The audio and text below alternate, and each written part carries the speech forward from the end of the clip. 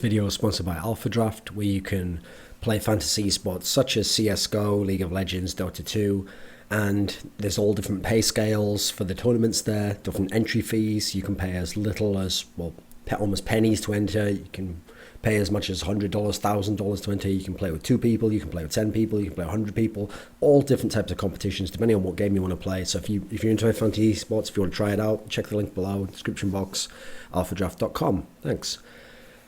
There was an article published today by my colleague Richard Lewis, who I do By the Numbers with, also an Alpha Draft show, just kind of the summoning insight of CSGO to a degree.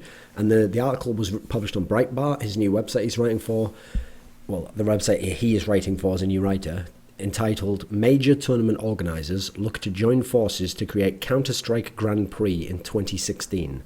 So the initial main part of the story you think is, oh, all these tournament organizers, lots that you've heard of, MLG, CEVO, PGL, Gfinity, Faceit, StarLadder, they're all banding together to make a Grand Prix, a circuit of Counter-Strike, that these would be like the stops on, like in the Formula 1 Grand Prix. You're thinking, right, okay, that's the major story, right? But what happens is when you read this story further, you realize that's actually the secondary story, because this is all motivated and all predicated upon moves that ESL and MTG, Modern Times Group, this company who've bought ESL, are behind the scenes trying to position themselves to create their own exclusive league where they own the teams that play in the league itself. So here's the real story here, is not the other one about the Grand Prix. That's a response by those people who, like us, when we hear about that, are understandably worried and concerned about what this means for the scene if exclusivity happens and people get locked in and then locked out of the scene as well, and how that will shrink the scene and basically everyone will be at the whims of MTG and ESL in some sense, except for the majors. So, this is the topic we really want to talk about, because once again, it's old ESL up to their exclusivity tricks again. Which is what it always seems to come back to with ESL. It's never just about being a tournament organizer. It's never about being the best tournament organizer. It's never about leading the way. They always brand themselves as the industry leader. They don't want to lead the industry. They want to own the industry. They want to be the guys who are the only game in town. And they want everyone else to fuck off back to the minor leagues, and they're the major league, and it'll be the majors and them, and they'll have total control over everything. And there's something sinister about that. So let's talk about this. So, in terms of the main story, the one of the Grand Prix, originally, the first detail for that is that all those tournament organizers I've mentioned before, who are all good tournament organizers, they all run open tournaments. I've worked for nearly all of them. In fact, yes, I have worked for all of them. They are putting together this Grand Prix where it said that so far the partnership has reportedly agreed in principle to a minimum of $5 million, although some sources place the amount as high as $9 million. Presumably that's for the whole circuit, like they're all pooling their prize pools and they're going to create their own circuit. And then it says that it's in response to the ESL Exclusivity League. So it says, the move comes amid concerns that the Swedish media company Modern Times Group is acquiring multiple esports properties in a bid to create their own global circuit. So, okay, they acquired, you notice the DreamHack wasn't listed in this circuit, even though they're a company that we think of as different in philosophy from ESL, right? That's because the news was reported previously in the year that MTG was looking to buy a controlling stake, if not outright buy DreamHack, and then also that they were in the process of buying or had bought ESEA. And so the idea is if they have ESL, if they have DreamHack and they have ESEA, then they could have the market cornered in terms of their own league, because they've got North America, 2 European properties, the biggest 2 European properties, and then they'd be in position to put this exclusivity league forwards, whereas before, their old exclusivity league, remember, was the one that was just them involved with Vulcan in some sense. That was presumably where some of the investment was coming from. And then it says later on, in a bid to ensure that the MTG conglomerate doesn't dominate the esports space, the remaining companies have decided that a partnership would be in their best interests. Now, what's interesting is that it doesn't just say that ESL would be making an exclusive league and like you join the league and you'd be locked out. There's actually other aspects there that they might be trying to buy teams to be part of the exclusive. And then once they own the team, obviously they can make it exclusive and they can make it so that team doesn't travel anywhere else to compete elsewhere. So let's have a look at this part. One source from within the coalition companies, so these are the companies, remember, that are against this proposition, so just bear that in mind. Like, obviously it doesn't mean that everything they're saying is true or the way they characterize it is the case. You have to be fair.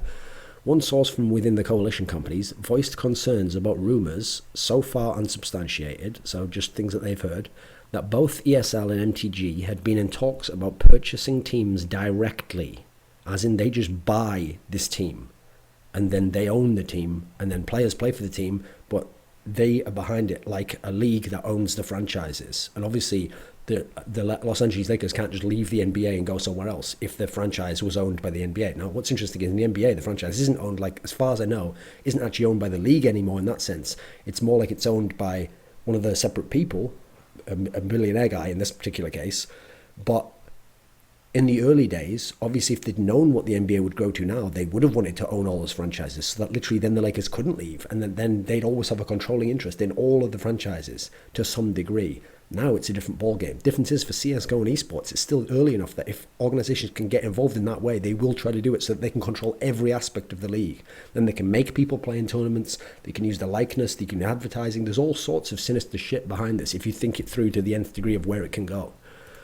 So, okay, it says here that they would look into buying teams directly, as they look to try and secure a form of franchising for what would be an exclusive global league. So the point there is, as you're going to see here, that these teams then wouldn't compete anywhere else. Let's see, here's a quote. This is the first part's off already. Is that ESL and MTG are speaking directly with teams about agreeing to be purchased outright or signing up to their league exclusively for 2016. We are told this agreement would forbid them from playing in any other league, and the only other tournaments they'd be allowed to attend would be Valve's own majors. So aside from whatever, let's say there's three again, the three majors of 2016, these teams would only compete in this one league. Now, again, this is ESL back up to exclusivity shit. In April, they tried this with this with this exclusive league, where they were even giving teams like a deadline on when they had to announce if they were going to be in or out on the league. But supposedly, if we follow the storyline of all the things that were reported by credible journalists, by the way, who'd done their research, and I even saw them talking to different parties involved in this, so this wasn't all just fabricated out of thin air like people might want you to believe from ESL. In this particular position, what happened was a similar thing happened on a lower level, where a bunch of these other orgs and other tournament organizers got together, realized what was happening, quickly reached out to teams and told the teams stuff like, listen, this is what we've got planned for the rest of the year. We're going to do this tournament, we're going to do this tournament. So if you sign up to this ESL Exclusivity League, you're going to miss out on all this. There's going to be other opportunities here. Next year, we're going to build it up more. So if you lock us out by essentially locking yourself into the Exclusivity League, you're actually going to fuck yourself. So they tried to appeal to the self-interest of the teams themselves and successfully were able to do so. And then the bad publicity of the move clearly put something of a kibosh on it, because people like Vulcan don't want mega bad publicity. ESL themselves have to this day pretended it was all a lie. None of it was ever the case. They never wanted exclusivity. These people are liars. They're habitual liars who have no problem just constantly fabricating and retconning their own history. And anything they do, if it turns out people don't like it, they won't say, oh, I'm sorry for that, or oh, you've made some good points. It's always, no, we never were doing that in the first place. It's a lie. Whoever told you it's a liar. I don't take it pretty lightly when people call other people liars when they have evidence and you're presenting no evidence. Remember that great Christopher Hitchens quote, what can be asserted without evidence can be dismissed without evidence. Now, in this particular case, you could say, oh, then this news report could be dismissed without evidence. But that's the thing. Some of the pieces in this news post would have evidence. And if forced to, such as in a court case scenario, someone like Richard Lewis would be able to present that evidence. And as a result, that's why none of these people are going to take someone like him to court over the ideal that they're libeling them. He's libeling them by telling lies. Difference is, when they call him liar, and etc., he actually probably could take them to court over some of that stuff. Because in certain cases, it is lies, and he has the evidence to back it up, and he has the sources, and he has multiple conversations and things that, he, if needed, he could produce. So that's not the same as unsubstantiated for this whole article. It's not. That's the way journalism works, mate. Now then, when we're talking about this, so we know ESL have tried this before. We know this is something they seek, that they want. It's like Sauron. They are seeking constantly, yearning for the ring all the time. It is on their thoughts. They are looking, searching everywhere. They are so determined for it. For some reason, this exclusivity notion is just embedded within the minds of ESL that it has to happen. That is the goal that ultimately they have to get to. And even if they're set back, they will find ways to approach and go towards the direction that leads them to that goal again. This reminds me of what happens in governments, especially the British and American governments, when they try to get a bill through. A good example would be the what were they called, PIPA and SOSPA, whatever they were called, those internet bills that were going to curtail online freedoms and basically like censor certain parts of the internet and take away a lot of your rights in terms of online and what people could offer. And basically, it would be very destructive to the internet as we know it. Now, what happened was, initially when that was put forwards, there was a massive stink made about it. People had protests. We had the blackouts on the internet of different websites that were against it. And people managed to push back enough that it didn't go through. But what happened again? They waited, they bided their time, they repackaged it as something else, and then they tried to do it again. Now, again, people battled it, they went against it. This can't last forever. I don't know, unfortunately, in a big political scenario like that, if people can ever fight something like that forever.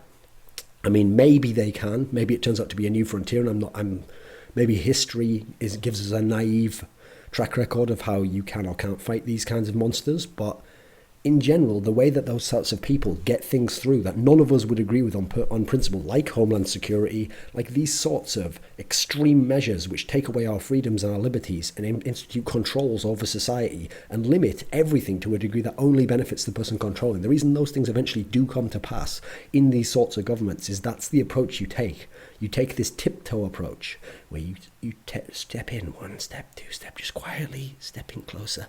And then if someone goes, hey, what are you doing there? You go, oh, just step back 1 or 2 paces. Oh, I'm not doing anything. Oh, I didn't really mean to go that way. Then you wait until that person falls asleep again. Then you tiptoe, tiptoe, tiptoe. Then the person goes, hey, what are you doing here? Stop. Step back 1 or 2 paces. And the whole point is, gradually you are getting closer and closer to your goal. And eventually you're going to be so close, you can either in one fell swoop enact your goal and take over in the way you want to, or you'll eventually reach it anyway by just tiptoeing still, to the point that eventually you'll be at a position where you'll have things in place which are horrendous and no one on principle would agree with. But because you've taken very small steps and maybe you've found different ways, I mean, in terms of governments, they sometimes use false flag operations and actually borderline criminal shit to actually justify some of the small moves, so that they make it so that you make a small compromise, like, oh, we need to do that because of some sort of terrorism or pedophilia on the internet, we got to get rid of that, right? They make some sort of try to get you to give them some compromise to let them do another little tiptoe. So eventually, at the end, you're at a position you never would have agreed with, but you didn't get there by being asked about it and then going from one fell swoop from 1 to 0, from 0 to 1 rather.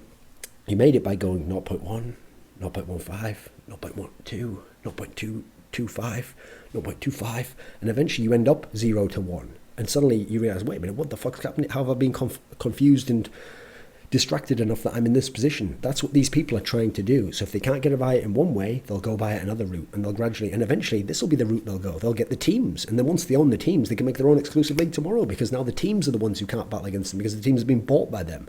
Or they'll band leagues together, so that before, if ESL had tried the Exclusivity League, well, DreamHack would have been one of the main people flying the banner for this coalition, right? And then everyone loves DreamHack, so everyone would rally around them, and that would be an obvious point. Well, now there's no DreamHack. Now suddenly you notice all those names I listed off before. Remember, it was MLG, CEVO, PGL, Gfinity, Faceit, and Starladder. None of those names are considered massive ones. Like the biggest one of those at the moment in CSGO is probably Faceit, because Faceit have just announced that DreamHack Winter they're going to have a 250k tournament. But remember, where have the 2 Faceit last finals been held? DreamHack Winter, DreamHack Valencia. So they've even been using DreamHack's events to run their tournaments, their big tournaments, the ones with lots of money. So the problem here is when you have ESL, when you have DreamHack, and you have ESEA, I mean, these people combined are the ones running the biggest tournaments, the most high-profile ones, and the ones with the hundreds of thousands of dollars in the majors. Now that's why you're able to possibly form this Exclusivity League, which may yet happen. So that's a real concern. There's also the factor that themselves, ESL, I don't know the background of this, but you could speculate maybe they are reacting in response to the Turner League, because this Turner Online League, to be apparently broadcast on TBS, which we don't know all the details of, but it would be in Atlanta, presumably, at their studio, and teams would go there. We're not sure for how long, whether it'll all be pre-recorded. We don't know all the details of it yet, but teams in theory are thinking about it, and that's what they're still thinking about, deciding whether they want to be a part of.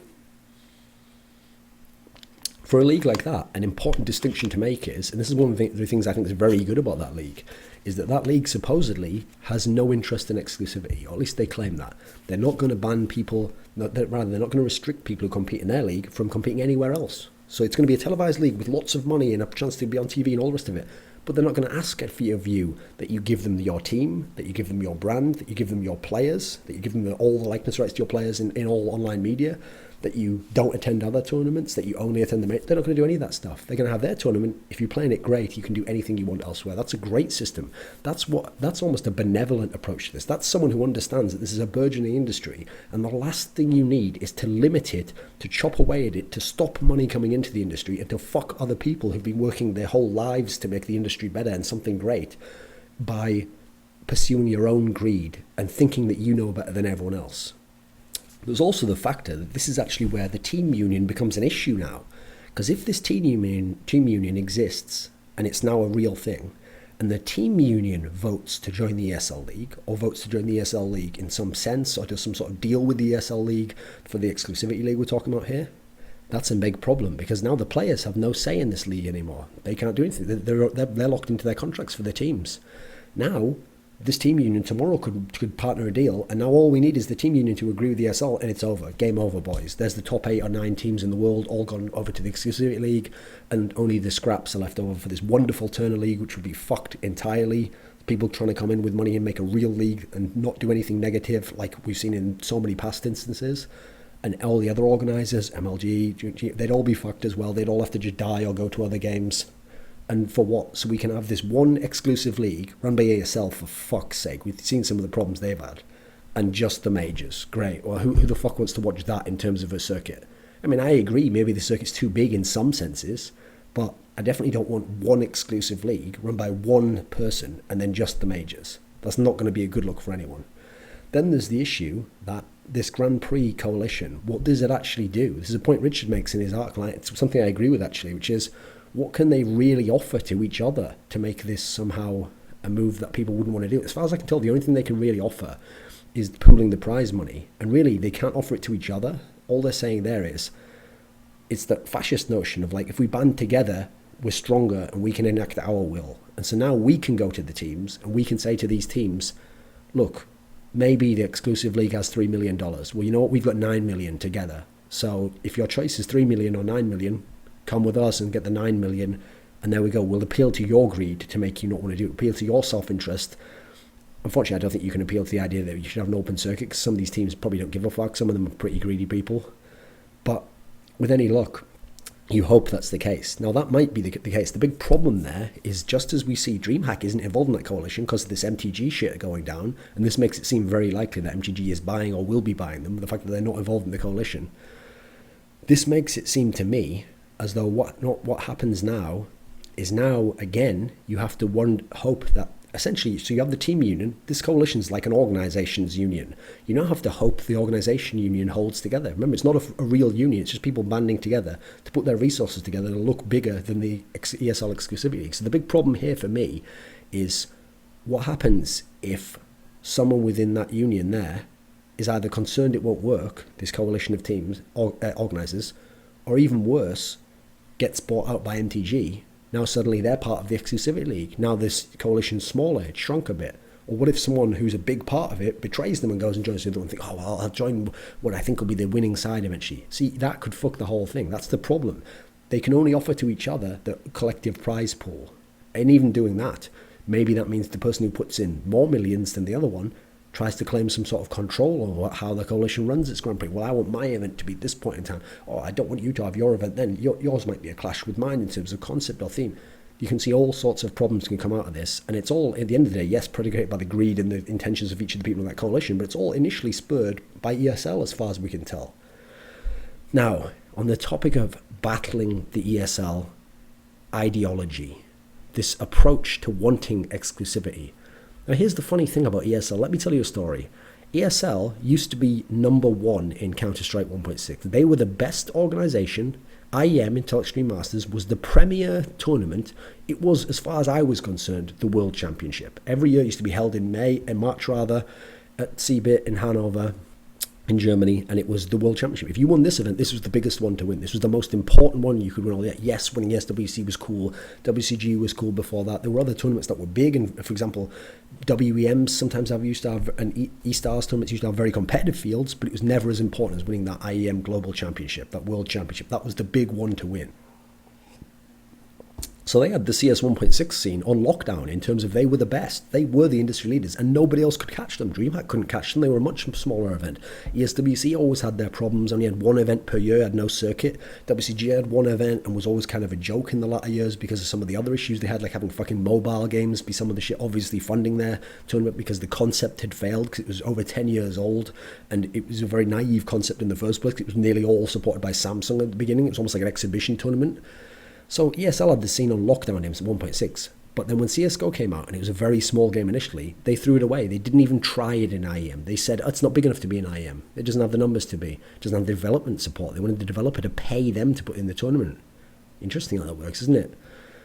So they just did the smaller events. They actually resigned CSGO to EMS, which you have to realize, here's the thing that ESL successfully tricked everyone, is because they changed EMS eventually to ESL1, they've convinced you all that ESL1 is just a separate brand to IEM and they're both World Championship level brands. No, the whole point of EMS, if you look at the history of it, was the ESL Major Series. And since you had Intel Extreme Masters was the best, the premier brand, ESL Major Series was the secondary brand, which was for games that weren't big enough or weren't important enough to be IEM titles, but they wanted to represent in some way and have tournaments within. So they essentially consigned CSGO to be a secondary game that wasn't as important and probably never would be. And they made these comments about how it wouldn't have the viewership to be big enough, etc., etc.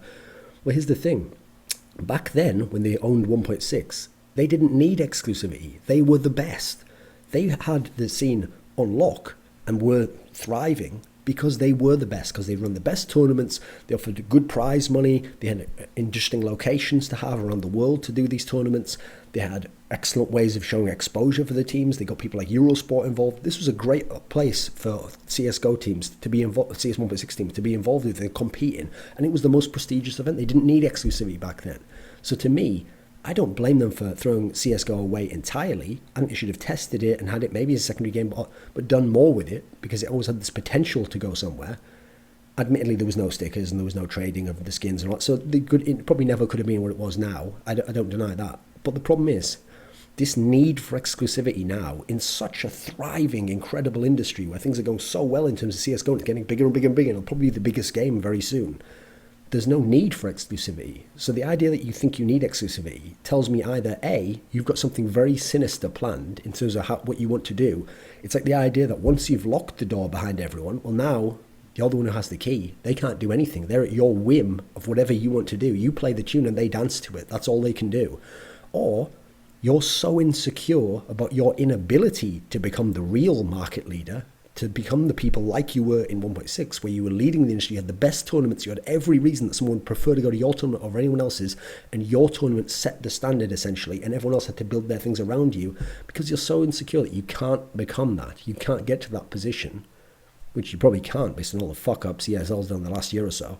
That's why you need to make it exclusive. Because if you're the only game in town, doesn't matter how much you fuck up, you're the only game. Now other people can't be ahead of you on the basis that they do better than you, that they offer better services, that they offer more prestige, they offer more exposure, they offer better tournament structure. They don't have such ridiculous things like these rankings that don't make any sense and have TSM ranked 6th in the world when they're easily top 3 in the world for anyone who knows anything about the fucking game.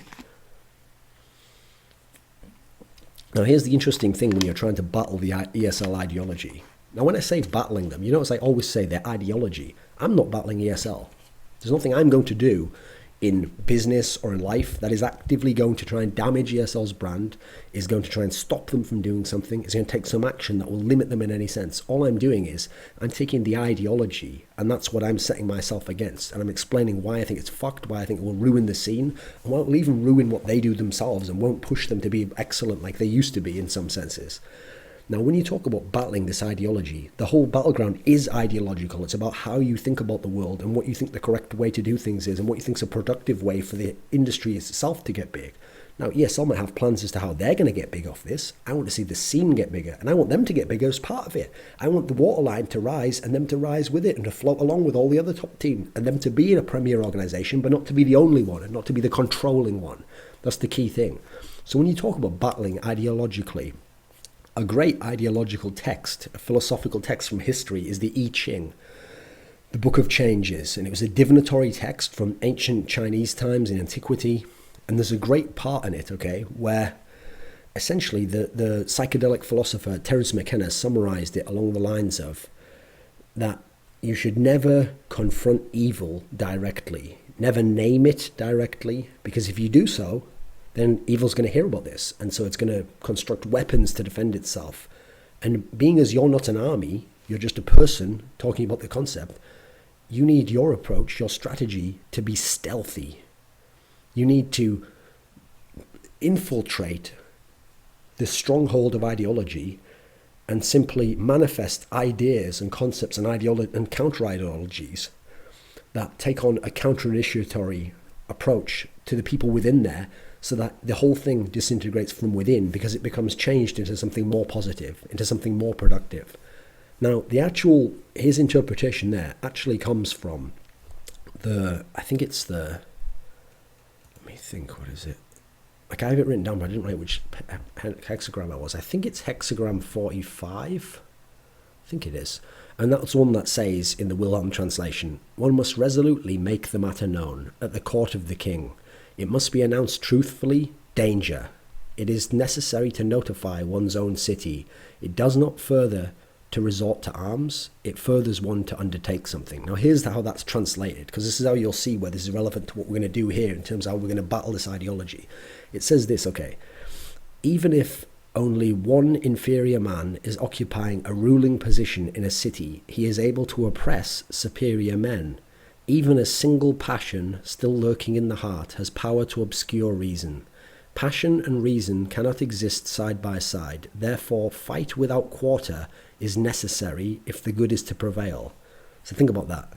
On this particular scenario, you have to battle in a sense, and you have to battle without any thought for concerns over, but what if then these people do things to my career and halt my progress in this particular way? What if they try to fuck me over? You can't let that affect anything. You have to be single-minded in this way that you're going to do, that you will not allow these negative things to come to pass. This is my commentary here. That's why I've stopped reading, okay? So here, I'll read the rest of it now. In a resolute struggle of the good against evil, there are, however, definite rules that must not be disregarded if it is to succeed. So this is kind of like what Terence McKenna was referring to here, and here's where you'll see what it says. First, resolution must be based on a union of strength and friendliness. So that's almost sort of what the coalition thing's referring to there. It's the idea that, okay, the rest of us, even if we have our own disagreements, we're going to band together at least on this issue. Second, a compromise with evil is not possible. There's something that's pretty self-evident there. Evil must, under all circumstances, be openly discredited. That's why I criticize ESL when they do these especially negative things. When they just fuck up, I point out how they fuck up. I sometimes do it humorously. I explain the problems of what they're doing. You'll notice, whenever ESL fuck up on a particular policy issue, or the way they've done something, the technique they've used, and the outcome's negative, I always explain what could be done better, or how they could improve it, because I want them to improve. I want the scene to improve. That's not the same as just disregarding everything they say. But the point here is, it says that evil must, under all circumstances, be openly discredited. So the notion here is, we must never let it be said that, like, I guess there's some good points to them having a totally exclusive league and look and say, no. That would be a negative as a sum whole for the esports scene and for the CSGO scene. So that notion must be discredited at all times. And if they're to align themselves with that notion, they will, in association, be discredited as a credible organization, one that's legitimate, one that's doing good things for esports, and one that's not just selfish and trying to control the scene. Now, if they don't want to be discredited, fine, move away from that notion, no problem. It's the notion we're discrediting. You can be absolutely fine. It's the acts that are evil, not the people, even if they seem naturally to go towards that path. So it says, evil must be openly discredited. Nor must our own passions and shortcomings be glossed over. Third, the struggle must not be carried on directly by force. And then it says the part that sort of refers to what he said. If evil is branded, it thinks of weapons. And if we do it the favour of fighting against it blow for blow, we lose in the end, because thus we ourselves get entangled in hatred and passion. Now that's part of the issue here, is that The way to stop the ESL exclusive league is not to make your own exclusive league, because the same sorts of problems will naturally arise within that, because the sorts of people who would make an exclusive league will always go towards these paths. It's always about control. That's the point of the exclusive league. If you really thought you were better and you were going to do something wonderful for the scene and you cared about the scene, you would never want exclusivity, because if you had the resources to be better, you would be better and you would be a true leading force. You would lead the way and others would follow, but you'd always be ahead of them because you've got more resources, you're doing a better thing, and you do have the scene's best interests in mind, and you do know what's best for the scene. Therefore, you'd be the leader. You wouldn't kill all the other people and there'd be no leader, there'd just be you. That's not a scenario of being a leader. That's what people at ESL ideologically don't understand. Let me see. Here we go. So it says here, therefore, it is important to begin at home, to be on guard in our own persons against the faults we have branded. So that's kind of what I'm saying there. Even people who are against this notion from other orgs should be careful that they themselves don't go down a similar path, because they'll end up in a similar position. Therefore, there they go. In this way, finding no opponent, the sharp edges of the weapons of evil become dulled. So the point here, very simply, I mean, this is actually like a philosophical point about a person himself and how he can fight tyranny within himself, and therefore by each individual person taking on this battle within themselves to overcome it, it's impossible for evil things to be manifest, because one person's evil then can't spread amongst other people, because he needs other people to either join with him to enact the evil, or he needs them to at least turn a blind eye, or to make compromises with that, and to in some way empower his evil to then have more of an effect, his will to be manifest across the world beyond what a normal single person can do. If each single person stands fast to their own principles in this manner, it's impossible for it to work. It's one person against thousands then. There's nothing they can do. But the point here in terms of how you battle these things is, at no point in time are you ever actually a direct opponent. Are you ever saying it's you versus me and whoever wins this battle gets to do what they want? ESL's not going to battle Thorin, and Thorin's not going to be defeated and then somehow ESL wins out. No matter what ESL does, at all times in this particular scenario, I will give my opinion on it. I will give my thoughts on it. I'll give the perspective of the overall esports scene and of CSGO as a scene. I will never think just from ESL's point of view. I'll take their perspective into account, but because I won't only listen to that and compromise to it, I'll look at how it affects the scene. And so even if what they're doing is positive for them, if it's negative to the scene and esports as a whole, then I will say so. And that's the way I will approach it. And at all times, that will be the approach. And if they do positive things, then I'll highlight the positive in it, as I have already when I talked about their time in 1.6, where they're an excellent company. The point here is, you don't remain silent on this topic. The lies that they tell when they say people are lying and they say all these things and it later on turns out to be the case, those things will be remembered. And when you lie again in the future, they will be brought up. Likewise, at this point in time, with the direction they're going in, I don't know if you've ever watched on By the Numbers, the CSGO show we do, but sometimes Richard references on there, because he's friends with people in ESL, they want him to work there again. And so sometimes they'll bring up this topic of like, oh, you know, what will we ever work with you again? Well, if Thorin has to come with you, maybe we could work with you and him in the future under these circumstances. Those talks essentially are a waste of time at this point in time. They don't ever need to happen again, because the direction this company's repeatedly shown they want to go, and it's not one that I want to ever be involved with or associated with. So I don't care about that anymore. I could go the rest of my life never working for ESL again. That's not even something I'm even considering as a possibility in the future. There's all these other companies I work for. If that doesn't happen, I work in CSGO analysis because I enjoy it, because I think it's beneficial to the scene, and I think I offer something to the scene that at the moment no one else does. I have a unique skill set in that sense. If I don't do CSGO analysis for any event, if it all becomes exclusive and I'm not involved, or I have to join only these companies that are, as far as I'm concerned, enacting evil operations on the world, then I simply won't do CSGO analysis. I'll just do my journalism online, which is the main part of my job. I think people don't know this. CSGO analysis work accounts for a minority of my salary every year. It doesn't even make up half of the money I make. Just doing YouTube videos, just doing the freelance journalism, maybe even working in a different game on analysis, that is the approach I will go, because it allows me to stay with the principles that at the moment I think are most valuable and of most importance to the scene and how it grows and my role within the scene. So that whole thing, they can forget about that shit. Don't even bring that up again, especially because you notice whenever they bring that up, it's always along the lines of like, if the criticism wasn't as bad. No, the criticism is warranted, and nothing is going to somehow assuage me for that, or I'm not going to sell out my professional opinion on the matter of organizations like this in order to do one of your events. No, that's not going to happen. There's also the fact that when you look at this approach they're taking, whether or not they think this way, it actively will damage CSGO and its infrastructure and its environment and its ecosystem. It will damage thus esports itself as a bigger entity, this massive bio ecosystem, as it were, of the whole world of esports. It's always from this position that they think they know what's best for everyone, which, by the way, is always evidenced in their faults. Because whenever they do something wrong and they fuck up, they never put their hands up and say, okay, we fucked up, we did that wrong, we didn't take the right approach. Their first reaction is always like, hey, calm down, we're doing great things for you, and oh, we didn't really make a mistake there, something else went wrong that we couldn't control. They always think in the back of their minds. That's the problem. They can never admit they're wrong, because they always think that they know best for everyone, that they're doing the right thing. And if you don't think it's right, that's why their initial approach is to battle back and go, no, and sort of say, oh, well, you don't know why it's right. And it is right, trust me, and just listen to what I'm saying. And you see this as a result. Yes, there's greed. Yes, there's the other things. But there's also this narcissism of thinking you are the best. They're the ones who've created this myth that they're the industry leader. They were at one point in time. They had the scene locked down, just as CPL early days was, and then ESWC was, and then ESL was for this period at the end of the 2000s. They're not anymore in many ways, but they still imagine they are. And so they create this self-perpetuating myth, this idea, this dream that they're the industry leader.